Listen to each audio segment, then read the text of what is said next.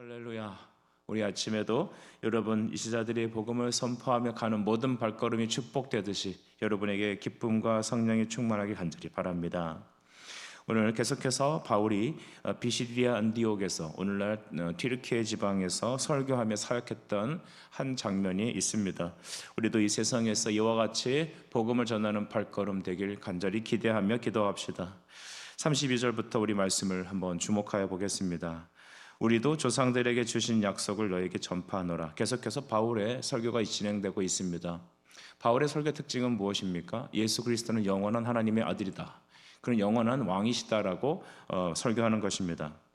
곧 하나님께 33절에 곧 하나님이 예수를 일으키셨다라고 말씀하고 계시죠.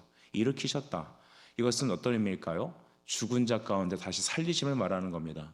예수님은 하나님이십니다. 또 그러나 그는 완전한 인간이시죠. 예수님은 부활체로서 우리와 다른 슈퍼맨 같은 몸을 갖고 있는 분이 아니십니다. 우리와 똑같이 인성을 갖고 계시죠. 그분도 하나님이신 완전한 신성이 있지만 또한 우리와 같이 영혼과 육체로 계시는 인간이셨습니다. 다만 죄가 없다는 것을 우리는 알고 있죠. 바로 이와 같이 예수님께서 2000년 전에 육신을 입고 이 땅에 오셔서 하나님으로는 죽으실 수 없는 그분이 바로 저와 여러분의 죄를 담당하기 위하여 자신의 몸을 화목제물로 삼으셔서 십자가에 대제사장의 죽음으로 죽으셨습니다. 그가 죽으심으로 우리는 나음을 얻었습니다. 이사야 53장 말씀을 여러분 기억하시죠? 그가 채찍에 맞으셨다, 그러니까 우리가 나음을 얻었습니다. 그가 죽으셨습니다. 그래서 우리 죽음이 사망을 당했습니다. 그를 믿는 자마다 죄로는 죽고 그의 부활하심으로 하나님의 권능으로 다시 일어나심으로 우리도 예수 이름과 함께 같이 일어나는 것입니다. 그래서 예수를 붙잡을 때마다 우리는 사망에서 생명으로 옮겨지고 절망에서 희망이 생기고 우리의 죄는 십자가에 죽고 대신 하나님의 영광과 복된 의로움들은 다 예수 이름으로 우리에게 전가되는 것이죠. 이 아침에 여러분에게 그런 축복이 임하길 바랍니다. 그러므로 여러분, 이 바울의 설교는 시편 둘째 편, 우리가 33절에 있는 중간에 있는 말씀처럼 시편 둘째 편에 기록된 바와 같이 너는 내 아들이라 오늘 너를 낳았다 하셨고 라고 하는 말씀이 이루어진 것입니다. 시편 2편, 7편을 여러분 나중에 참조하시면 되겠습니다. 너는 내 아들이라 오늘날 내가 너를 낳았다 라고 하는 이 부분이죠.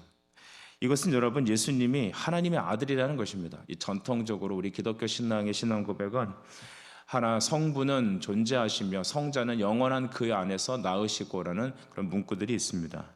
여러분, 성자는 영원히 성부에게서 나셨다라는 것입니다. 그것은 인간적인 출생을 말하는 게 아니라 바로 예수님께서 영원한 왕으로 세움받았다라는 것입니다. 따라할까요? 예수님은 영원한 왕이시다. 시작. 예수님은 영원한 왕이시다. 이 문구를 평생 여러분 붙잡고 기도하십시오. 예수는 영원한 왕이십니다. 그 얘기는 예수님은 인간으로서 십자가에 죽으셨지만 부활로 하나님의 아들임이 분명히 나타났다는 것입니다. 우리 34절도 같이 보시죠. 34절 같이 한번 읽어보겠습니다. 시작. 또 하나님께서 죽은 자 가운데서 그를 일으키사 다시 썩음을 당하지 않게 하실 것을 가르쳐 이르시되 라고 했습니다. 이 그를 일으키사 썩음을 당하지 않게 하셨다. 여러분, 계속해서 부활을 선포하는 거 아니겠습니까? 죽은 자가 다시 살아나는 부활, 이것은 우리 기독교 신앙에만 있는 겁니다. 이 세상의 종교와 기독교 차이가 무엇입니까? 죽은 자 가운데서 사망 권세를 이기시고 부활했다는 것입니다. 그러니까 그를 믿는 자 영생이 있다는 것입니다. 선행을 행하면 좋은 데 간다. 여러분, 그게 아닙니다. 우리 안에 있는 선행은 썩어질 것입니다. 우리가 흔히 비유를 하죠. 계란 한 판이 30개라면 여러분 그 중에서 한 5-6개가 썩었다고 칩시다. 나머지가 아무리 선행이 있어도 아무리 깨끗한 달걀이라도 그 썩은 것 때문에 그 음식은 썩은 게 되는 겁니다. 우리 안에 그 어떤 선행과 우리가 인정하는 그 어떤 노력도 우리 안에 있는 죄, 본성상 썩어 있는 아담의 타락으로부터 우리를 깨끗게 할 것이 아무것도 없습니다. 인생이 절망된 이유는 바로 사망이 우리를 붙잡고 있기 때문이죠. 주님께서 우리에게 오셔서 다시 죽으시고 부활하신 이유는 이 사망의 줄을 끊고 우리에게 영원한 생명 주시기 위한 겁니다. 그래서 로마서 1장 4절 말씀도 우리가 알듯이 성결의 영으로는 죽은 자들 가운데 부활하사라고 하셨습니다. 그러니까 인간으로서는 죽으셨는데 성결의 영, 하나님으로 그의 능력으로 다시 일으키셔서 부활하셔서 하나님의 아들, 즉 왕으로서 선포되셨다라고 하는 겁니다. 우리 시편 2편 7절, 그 다음에 로마서 1장 4절, 이 두 구절을 오늘 예수님의 부활을 가장 잘 증거하는 본문 중에 하나입니다. 그래서 우리 34절 후반절에 보면 내가 다윗의 거룩하고 미쁜 은사를 너희에게 주리라 하셨습니다. 이 거룩하고 미쁜 은사, 미뿐이란 말은 항상 신실한이라고 우리 번역합시다. 다윗 언약을 말하는 것이죠. 우리 사무엘하 7장 16절 말씀을 보면 내가 네 왕위가 영원히 견고하리라. 인간 다윗의 이스라엘 왕권이 영원한다는 게 아니죠. 이 세상의 왕권은 여러분 유한합니다. 있다가 없어지고 또 사람은 존재하다 사라집니다. 그래서 존재하다 사라지는 것에 여러분 우리가 주목해서는 안 됩니다. 영원한 것을 추구해야죠.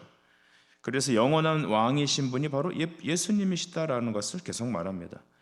다윗은 그래서 36절에 그가 하나님의 뜻에 따라 섬기다가 조상들과 함께 묻혀 썩임을 받았지만 그는 죽었지만 예수는 하나님께서 다시 살리셔서 썩음을 당하지 않으셨다. 그는 지금도 여전히 살아계십니다. 하나님으로 살아계셔서 우리 안에 계시고 우리와 함께 역사하시지만 인성을 가지고서는 하늘 우편 보좌에서 그는 지금도 계십니다. 그래서 예수님은 영원 전에 신성으로 계셨지만 지금은 인성과 함께 우리와 함께 하시고 또 우리 그 어느 곳에 계시는 것이죠. 우리가 천국에 갔을 때 우리가 그의 얼굴과 얼굴을 맞대어 볼 수 있는 이유는 신성으로 계신 그분이 또한 인성으로 영원히 계시기 때문입니다. 여러분 우리가 성도들과 함께 예수님의 신성과 인성으로 계신 이 아름다운 교리와 신앙 고백이 좀 가르침을 받고 같이 공유되길 간절히 바랍니다. 여러분 이것을 깨닫는 것이 복음을 깨닫는 겁니다. 왜 우리는 여러분 이 땅에서 절망하지 않아야 합니까? 단순히 여러분 도와주는 정도가 아닙니다.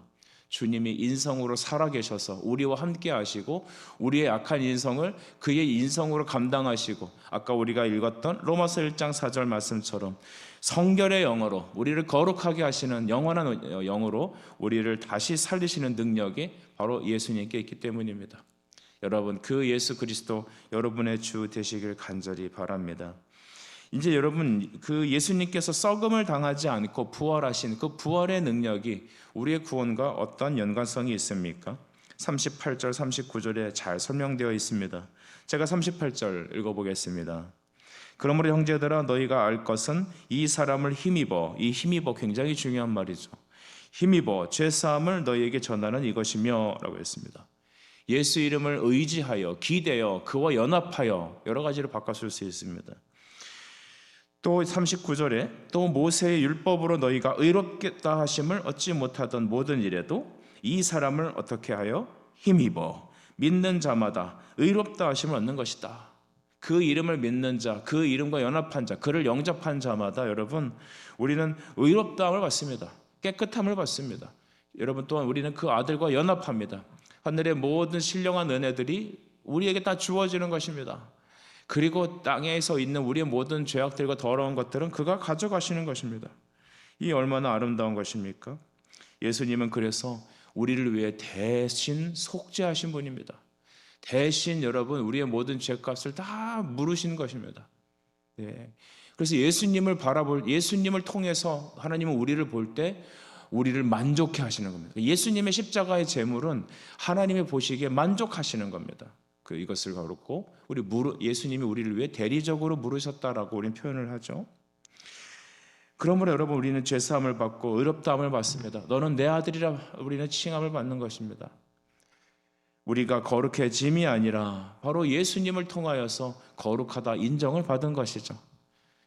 사탄이 이것을 우리로 하여금 멀어지게 합니다. 그래서 인격적으로 도덕적으로 우리가 하나님을 접근하게 만들고 이 땅에 있는 다른 종교와 같이 선한 행동과 나의 어떤 대가 지불을 통하여 하나님의 축복과 이 땅에서의 잘됨에 지목하게 만듭니다. 그러나 여러분 신앙은 무엇입니까? 우리가 그를 힘입어 죄사함을 얻는다는 교리를 받는 겁니다. 우리가 그 이름을 믿어 영접하여 하나님 앞에 의로운 자라는 것을 인정받는 것입니다. 복음의 가장 큰 능력은 내가 하나님께 용납을 받았다는 겁니다. 내가 용서받았다는 겁니다. 그리고 하나님과 화목함을 받았다는 것입니다. 그래서 내 안에 더 이상 정죄가 없고 이제 하나님의 자녀가 되고 기쁨이 되고 세상을 봤을 때 우리의 모든 것들이 다 바뀌어지는 것이죠. 예수님을 진정으로 만난 사람들의 변화된 마음을 보면 여러분 다음 같은 특징들을 발견하게 됩니다. 예수 믿고 나서, 은혜를 받고 나서 세상 만사가 다 다르게 보인다는 겁니다. 아침에 일어났을 때 하늘을 보면 괜히 짜증이 날 수 있습니다. 하루하루 아침에 있는 공기가 너무나도 불쾌할 수 있습니다. 지천에 깔려있는 여러 풀들을 바라보면서 저거 다 뽑아버렸으면 좋겠고, 애들이 뛰어노는 목소리조차도 여러분 내 귀에 거슬릴 때가 있습니다. 왜 이렇게 자동차 경적은 많이 울리고, 아침마다 왜 이렇게 차는 막히고, 왜 이렇게 공기는 더럽고, 하루에 내 인생은 왜 이렇게 되는 일이 없고, 그냥 짜증나는 일만 가득합니다. 이것은 바로 하나님의 은혜가 내 안에 역사하지 않기 때문이죠. 하지만 여러분, 우리가 은혜를 받고 예수님의 새 생명을 받고 오늘 읽었던 우리가 38, 39절에 죄사함과 의롭다 하심을 받은 예수님의 은혜를 경험하는 그 순간부터 예수 나를 위하여 십자가를 지고 주님께 용서함 받고 용납하고 내가 하늘의 신령한 은혜에 참여한 그 은혜의 자리에 나갈 때마다 여러분, 우리의 삶은 점점 달라지는 것입니다. 내가 아침에 일어나 이 아침의 공기를 마시며 주님 앞에 아버지라 부를 수 있는 이 영광스러운 시간을 주심을 너무 감사하게 여겨지는 겁니다. 새록새록 생각하면 하늘에 나를 위해서 존재하는 것 같고, 이 땅에 있는 아이들의 그 웃음소리도 내 안에 더 이상 거슬리고 귀찮고 따갑게 들리는 것이 아니라 그 아이들의 목소리가 왜 이렇게 싱그럽게 들리고, 저 아이들이 다 예수 믿고 구원받았으면 좋겠고, 비록 내가 오늘은 몸이 연약하고 내 환경이 어려울지라도 내가 주님 믿고 천국이 예비되어 있음을 감사하고, 모든 것이 감사로 바뀌어지는 것이죠. 여러분, 평생 감사, 항상 감사, 영원한 감사가 예수 이름 안에 주어져 있습니다. 왜 그럴까요? 예수로 인하여 그의 이름을 힘입어 죄사함이 우리에게 전해졌기 때문이죠. 그의 이름을 힘입어 내가 하나님 앞에 의로운 자라 용납함을 받았기 때문입니다. 우리가 다시 회복해야 될 은혜는 무엇일까요? 죄사함의 은혜, 그의 이름을 힘입어 의롭다함을 용서받은 자라는 감격을 다시 찾아야 합니다. 사랑하는 여러분, 이 은혜 여러분이 매일매일 경험되어지길 간절히 바랍니다. 이제 계속해서 바울의 설교는 무엇을 말하고 있습니까? 오늘 그들은 바로 청중을 향해 다음과 같이 경고하는 것이죠. 바로 41절 보면 일러스되 보라, 멸시하는 사람들아 너희는 놀라고 멸망하라. 내가 너희 때를 당하여 한 일을 행할 것이니 사람이 너희에게 일러줄지라도 도무지 믿지 못할 일이라 하였느니라 하니라. 이 복음을, 예수님의 십자가의 이 복음을, 은혜의 복음을 멸시하고 받지 않는 너희들아, 너희들은 도무지 못할 것이다. 그러나 이것이 너희에게 멸망의 증거다라는 것이죠. 예수님 말씀을 듣고 마음이 동하고 주님 앞에 나아가고자 하는 마음이 생깁니까? 여러분, 그 은혜 받을 자입니다. 하지만 하나님 말씀이 들려도 도무지 내가 마음이 동하지 않고 움직이지 않게 여겨질 때 여러분, 그것이 얼마나 큰 우리에게 안타까운 일인지 모르겠습니다. 이 얘기를 했을 때 여러분, 당시에 있던 이 피시디아 안디옥에 있던 사람들, 그 회당에 모여서 말씀을 듣던 사람들은 기쁘게 그 말씀을 다 받았습니다. 우리 43절 말씀 보면 회당의 모임이 끝난 후에 유대인들과 유대교에 입교한 경건한 사람들이 많이 바울과 바나바를 따랐다라고 말합니다. 여러분, 말씀을 따라오는 것, 이게 진짜 은혜죠. 우리 온셈의 성도 여러분, 여러분들이 말씀을 듣고 따라오길 바랍니다. 우리 온셈의 성도들이 여러분 이전에 어떻게 신앙생활 했는지는 잘 모르겠어요. 하지만 지금부터는 말씀을 듣고 따라오시길 축복합니다. 말씀을 따라오지 못하고 말씀이 부딪히는 사람들, 여러분 이거는 큰 문제가 아닐까요? 그것은 여러분 인간의 말을 듣고 따르고 안 따르고 문제가 아닙니다. 그 목회자가 좋아서 따르고 안 따르고 문제도 아니죠. 하나님 말씀이 아멘이 되는 것입니다. 그래서 두 사도와 더불어 항상 하나님의 은혜 가운데 있으라 권하니라 했습니다. 여러분이 항상 하나님의 은혜 가운데 있길 바랍니다. 은혜는 무엇이라고요? 예수의 부활의 신앙이 여러분 안에 기쁘게 있다는 겁니다.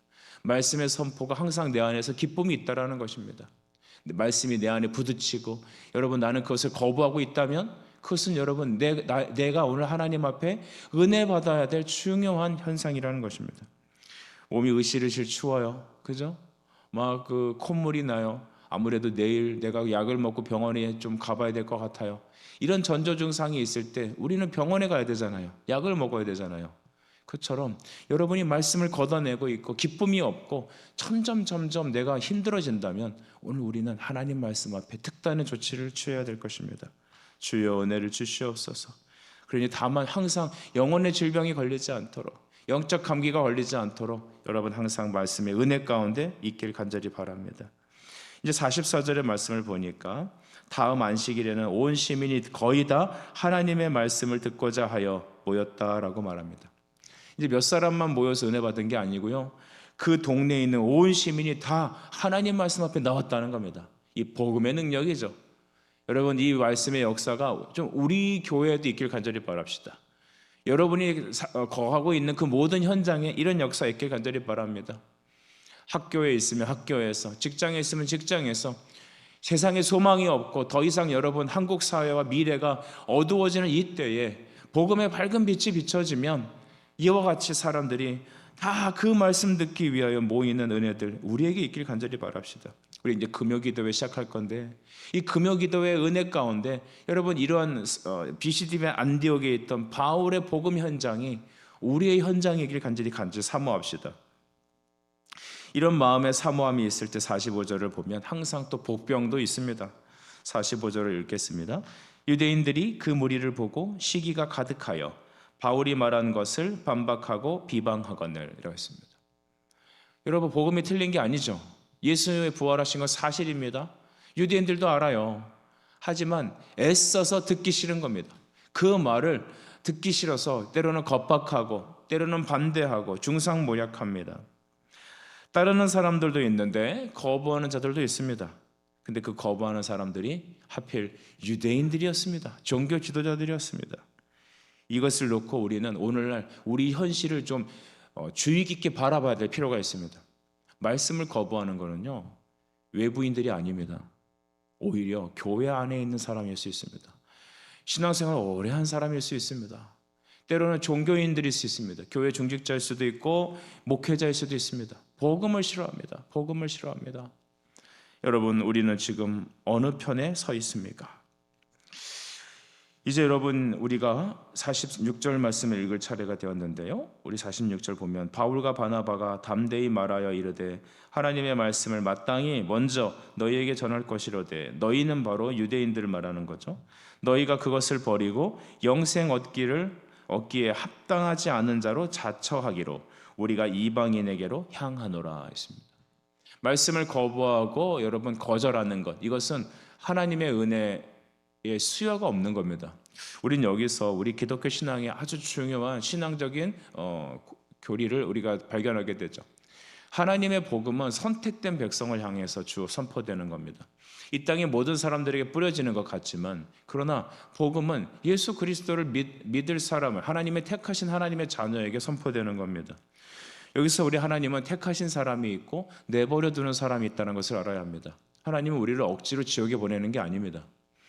우리 이 땅의 모든 사람 중에 구원할 자를 하나님께서 그의 뜻 안에서 선택하시고 그에게 은혜를 열어주는 겁니다. 비시디아 안디옥에서 바울의 말씀을 듣고 바나바의 사역에 함께 동참하고자 하는 그 앞에 나오는 사람들, 그 사람들은 하나님의 말씀 듣기로 허용해 준 사람들입니다. 반대로 하나님의 자녀라고, 아브라함의 자녀라고 선택받은 이 유대 민족들은 오히려 더 마음이 강팍해지고 거절하고 대적하는 것입니다. 말씀을 따라오는 게 하나님 자녀예요. 말씀에 함께 그 말씀을 따라 합력하는 사람이 동역자인 겁니다. 그래서 우리는 말씀을 따라 함께 하는 사람들이 나의 형제와 자매임을 여러분 깊이 아십시오. 그래서 바울은 이것을 깨닫게 되는 겁니다. 여러분, 로마서 11장 11절과 12절에 보면 하나님께서 바울로 하여금 깨닫게 하신 것이 있습니다. 로마서 11장 11절 말씀은 이렇죠. 저희의 넘어짐은 이라고 표현합니다. 넘어진다는 것은 실패를 말하죠. 그러니까 복음을 받아들이지 않고 거부하는 것을 말하는데요, 구원이 이방인에게 이르러 이스라엘로 시기나게 함이다 라고 했습니다. 로마서 11장은 이스라엘의 실패와 이방인의 부요함에 대해서, 이방인의 부흥을 위해서 얘기한 것입니다. 바울과 사도들이 예루살렘의 성도들을 향해, 특별히 이스라엘 사람들에게 복음을 전했을 때 그들은 각처에서 복음을 반대하고 율법주의로 마음을 굳히고 그 복음을 거절하게 됩니다. 하지만 이방인들은 그들의 실패로 인하여서 더 이상 유대인들에게 복음을 전하지 못하니까 이방인에게로 복음이 전하게 돼서 이제는 바울사도와 같이 로마까지 복음이 선포되고 전 세계 모든 곳, 광방 곳곳에 하나님의 선교가 일어나지 않습니까? 이게 하나님의 정하신 뜻이라는 겁니다. 그러니까 닫혀진 문은 하나님께서 열지 않으셨기 때문이에요. 허용하지 않으셨기 때문이에요. 그러나 유대인들도 언젠가는 복음을 받아들이고 그들이 그리스도께로 돌아올 것입니다. 오늘날도 보면 유대인들이 유대의 교회 안에 예수 그리스도를 영접하는 사람들이 생기고 이스라엘에도 교회가 있다라는 것입니다. 대다수 유대인들은 오늘날도 예수를 부인하고 여러분 자기 조상들이 십자가 예수를 죽인 것을 자랑스럽게 여기는 사람들이 되게 많습니다. 왜냐하면 예수를 이단으로 보기 때문이죠. 그러나 그 중에서도 복음을 받아들이고 예수님을 영접하는 바로 유대교 출신의 유대인 출신의 기독교인들이 있습니다. 하나님께서는 마지막 때는 그 모든 유대인도 이방인도 하나님이 택하신 모든 사람들을 다 구원하실 것입니다. 그래서 47절 말씀은 이렇게 써 있죠. 주께서 이같이 우리에게 명하시되 내가 너를 이방의 빛으로 삼아 너로 땅끝까지 구원하게 하리라 했습니다. 여러분 이방의 빛으로 우리 교회를 우리 성도들을 이렇게 땅끝까지 구원하는 도구로 쓰신다는 거 아니겠습니까? 그러므로 48절 말씀 이방인들이 듣고 기뻐하여 하나님의 말씀을 찬송하며 영생을 주시기로 작정된 자는 다 믿더라. 아멘. 이 부분을 중요하게 생각하십시오. 영생 주시기로 뭐한 자? 작정된 자는 하나님께서 구원을 주시기로 그의 문을 여신 자는 다 믿게 되었다라는 말입니다. 하지만 여러분 여전히 유대인들은 그 주변에 있는 사람들을 선동하여서 50절에 보면 유족자들을 선동하여 바울과 바나바를 박해하고 그 지역에 쫓아내게 하였습니다. 오늘날도 동일합니다.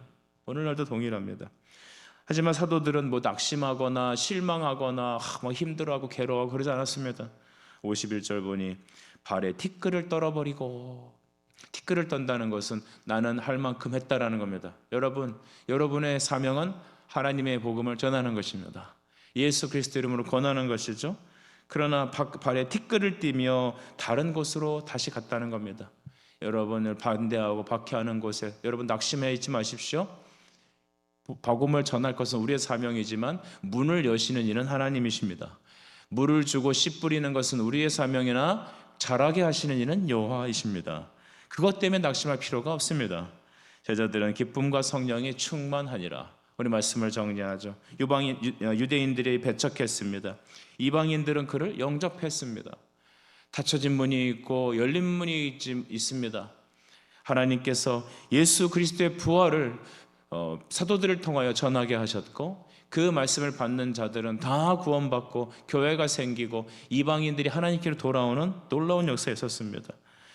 바로 우리가 전해야 될 것은 성결의 영으로 바로 죽은 자 가운데 부활하신 예수이십니다.